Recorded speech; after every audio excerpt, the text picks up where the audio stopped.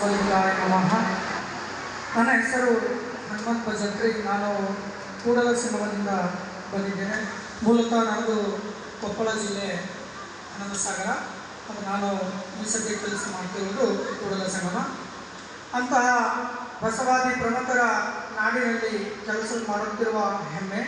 ಅದಕ್ಕಾಗಿ ಆ ಸಂದರ್ಭದಲ್ಲಿ ನನ್ನ ಮನದಾಳದಲ್ಲಿ ವೀರಾಂಜನೇಯನ ಕೃಪೆಯಿಂದ ಕೂಡಿದ ವಚನಗಳು ಈ ರೀತಿಯಾಗಿವೆ.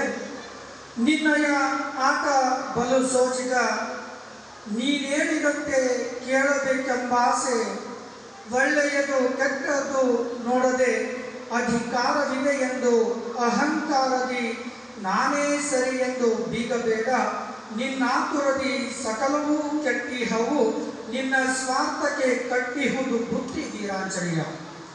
ದೋಚಿ ದೋಚಿ ದುರಹಂಕಾರಿಯಾದರೆ, ದುಷ್ಕಾಮದಿ ದುಷ್ಟನಾದರೆ, ದುಷ್ಪ್ರೇರಣೆಯ ದುಸ್ತಮನಾದರೆ, ದುಸ್ವಭಾವದ ದುಸ್ಸಂಭವನಾದರೆ, ದುಷ್ಕೀರ್ತಿಯ ದುಷ್ಕರ್ಮಿಯಾದರೆ, ದುಶ್ಚಿತ್ತದಿ ದುಶೀಲಿಯಾದರೆ, ದುರ್ಭಾವದ ದುರ್ವಿಧನಾದರೆ, ದುರ್ಗತಿಯು ದುರಾತ್ಮನೇ ನಿನಗೆಂದ ವೀರಾಂಜನೇಯ. ರಕ್ಷಣೆಯ ಪುಣ್ಯಾತ್ಮರೇ ಪಾಪಿಯಾದರೆ, ನ್ಯಾಯ ನೀಡುವವರೇ ನೀಚರಾದರೆ, ಕಾನೂನು ರೂಪಿಸುವವರೇ ಕೀಚಕರಾದರೆ, ಪ್ರಾಜ್ಞರೇ ಪ್ರಳಯಾಂತಕರಾದರೆ, ಅಂತಹವರ ಘೋರ ಆಘಾತದಲ್ಲಿ ಸಿಲುಕುವಂತೆ ಮಾಡುವ ನಮ್ಮ ವೀರಾಂಜನೇಯ.